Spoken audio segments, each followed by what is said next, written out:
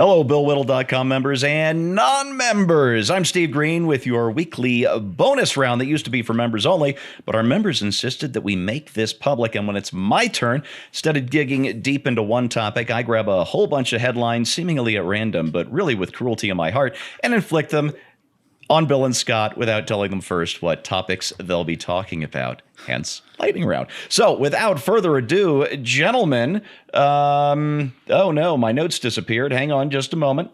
Well, we're going to go over here to another screen. That's right. This is how you know it's live TV. We should change the name to Electric Chair. Right. Here we go. All right. Scott, first headline goes to you. Air Canada. Oh, no, excuse me. Bill, you're going first. My bad. There's a new TV show. This is in Britain, and it asked, do you love meat enough to cook your pet? The British TV show is called Meet the Family, and not only will a family of unrepentant carnivores have to let an animal they have adopted and love go for slaughter if they refuse to stop eating meat, they will be asked to cook it and eat it. And clearly, reality TV is the worst thing to happen to the human race, and I don't think I'm kidding.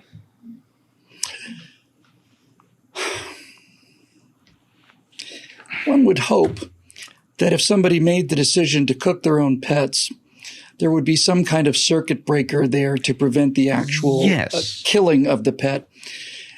The people that came up with this show should be mocked relentlessly. Freedom of speech is freedom of speech. If a pet, on the other hand, is killed, then I think both the people who are the reality TV family, and I think the producers as well, should get serious charges for animal cruelty.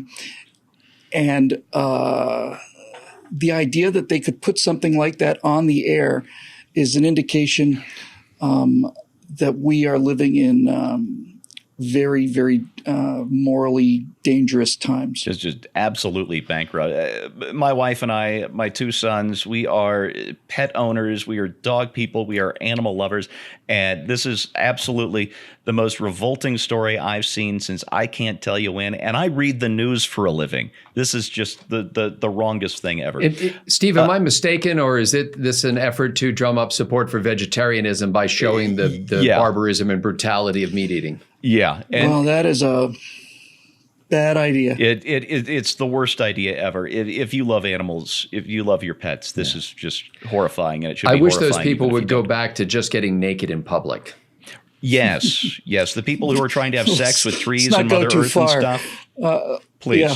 Go back to that. We can make fun of you for that. Scott, over to you. Air Canada to stop announcing ladies and gentlemen at the beginning of their flights, when they do the safety drill, in recognition of what they're calling gender fluidity. I'd like to put this in terms that our Canadian friends can understand, our cousins up north.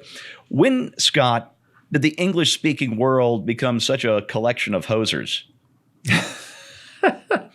Well, when you first said Air Canada, I assumed it was a progressive radio network, similar to what Air America was. So I didn't realize that the Canadians have learned to fly, which is it's very impressive.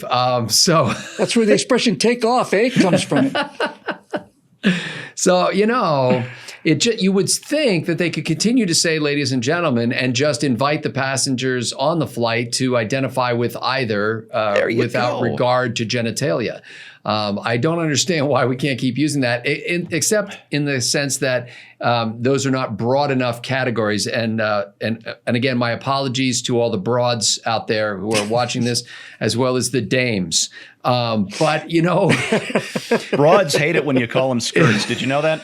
It would seem to me that there is enough room in the English language. Pretty soon, you're just not going to be able to say anything without offending somebody. I mean, even hello has hell within it. So, we have become captives of our own instinct to not offend. And I think that the vast majority of people are generally non-confrontational. Most people don't like to offend other people. And anytime we find out that anything we do could possibly be offensive, we walk on eggshells and immediately try to avoid doing that. That said, the only good thing about this story is that nobody pays attention to the flight attendant announcements on airplanes anyway. Indeed, that's true. I would just like to add, we hope, for the sake of our Canadian friends, that the staff of Air Canada that made the decision to do this is different than the staff that actually assembles and maintains the airplanes. I would like to think that they are made out of different stuff, because if the people who are making decisions like this are the ones who are torquing bolts on the engine nacelles, you might want to think about it. Especially since some of those mechanical parts have male and female aspects to them, and that could become problematic. It could indeed. Scott, you were talking about just letting people interpret themselves what those words, ladies and gentlemen, might mean. And I'll tell you what I think that is. You can't use those words, not because of gender fluidity or whatever today's euphemism is. It's because when you say ladies and gentlemen, you're actually encouraging people to be their best. I refer to my sons. Civility. It implies a standard of behavior. Yes, I call my sons gentlemen when I want to get their attention in a way that will encourage them to notice what it is they're doing and maybe act in a better way. And I would use the term lady to a female. Yes, a female who is demonstrating ladylike qualities, and clearly we can't have any of that going on. One wonders if there's anybody left in our audience sort of below my age who's ever received a card addressed to Master. I used to get I'd get birthday cards that said to Master Scott Ott. Yeah, when you were too young to be a mister, absolutely. I remember those days. We got addressed that way in British schools I went to all the time. I thought it was great. The only person I knew had a real problem was Ed Bates. He just couldn't stand it. Stop, dude. No, our viewers at home can put those two words together themselves. I'm not going to touch that. Bill, this is to you. Oh, I'm sorry, Bill. I should not have given you two heavy headlines in one lightning round. Bring it. This just makes me mad. Several families of Parkland victims had to send a message to Florida senators. Mr. Israel cannot get his job back. I don't know if you're aware of this, but the coward of Broward, what's his first name? Is it Scott Israel, the former sheriff there because of Parkland? Yeah, he's suing to get his job back, and apparently there's some real risk that he could be reinstated. What kind of person is it that can show his face, who doesn't just leave town, leave the county that he was supposed to serve and protect after a failure like that? Sounds to me like the same kind of person who might cook his pet for $10,000. Yeah. It's the symptom. It's a symptom of the same kind of thing. It's not just a breakdown in morality. When people hear you say it's a breakdown in morality, they always imagine you on your, with your podium and your Bible in your hand, which would do this country a lot of good, frankly, I think. But what we're really talking about here is a loss of the underlying strata that makes civilization possible. And one of these things is courage. One of these things is virtue. And one of them is just, civility, just common decency, just the kind of emotions that good people experience because they were raised well. It's not inherent.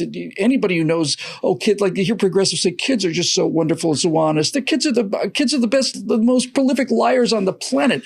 And the younger they are, the more lying they do. You have to make a human being. You have to create a human being out of this hominid that we're born as.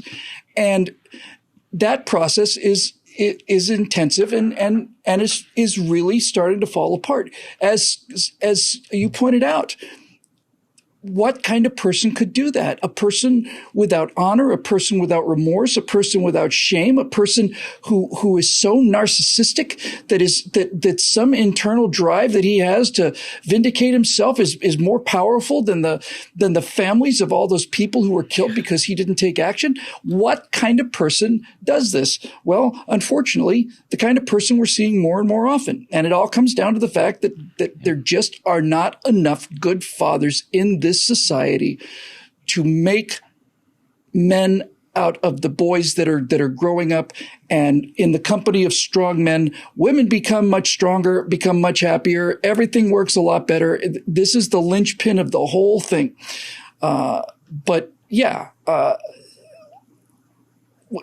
Can you imagine writing that letter? Can you imagine having to be we talk a lot about the societal decay on the show, but can you imagine being a parent of somebody who was murdered, having to write a letter saying that the police officer that failed to respond should not get his job back? How do you write a letter like that without losing your mind and moving to Norway? Indeed. Yeah, I've got 2 boys, 9 and 13. I pray every day I'm doing an okay job. I really do. Scott, ABC News apologizes for mistaking Kentucky gun range video for Turkish bombing of Syria. They announced the story, shocking footage from the Syrian border, when in fact it was some of those, crazy, deplorable gun nuts having a little fun down in Kentucky. That wasn't an accident, was it? They just got caught, didn't they? Well, the first thought that occurred to me is that maybe the folks who work at ABC News, the producers, the journalists, the newscasters, the people who write the titles on the screen, the people who select the videos, really would benefit by spending a little bit more time at a Kentucky gun range. But then I realized, no, what they really need is to spend a little bit more time right now in northeastern Syria. I think that would help them to understand the difference between a healthy, fun activity that Americans engage in on a regular basis and what's going on over there. There is a vast and swelling ignorance on the part of the mainstream media about middle America, about the way that most people live. There is an increasing divide between sort of rural and suburban America on one hand and urban America on the other hand, especially urban America concentrated around the entertainment capitals of Los Angeles and Washington, D.C., both of which are about equally entertaining these days. That should spur people involved in the news business to have a daily devotion to saying, you know what? I know that I am immersed in this kind of atmosphere, and I know it's not typical. I know this isn't how most of the country lives. And so I'm going to take extraordinary measures to check my own self, to make sure that I'm not putting information out there or images out there that are inaccurate or that don't resonate with the way that normal people think. But the problem is they're fish in the sea and they don't realize they're surrounded by water.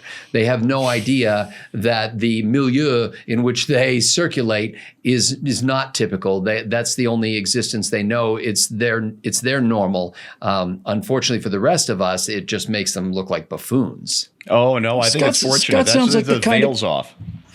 Scott sounds like the kind of guy who wouldn't cook his pet for $10,000.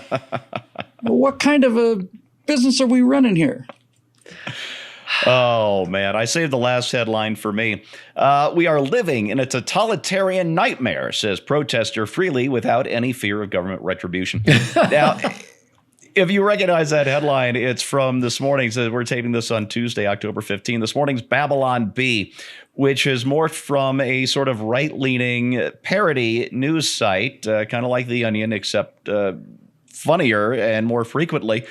And just day after day, multiple times a day, they produce not just headlines like that one, but stories to go with them. And they're firing on all cylinders over there at the Bee. And so I wanted to take a minute to give them a shout out here on Right Angle. Click over, go to babylonbee.com. I promise you're going to like what you see. And they poke fun at figures on the right who need poking fun at too, not just at the left. So I really like those guys, and I wanted to share that with you on the very small chance that you weren't aware. And that is your formerly members-only Right Angle, my lightning round, brought to you by the members of BillWhittle.com. If you like content like this, we need sponsors like you.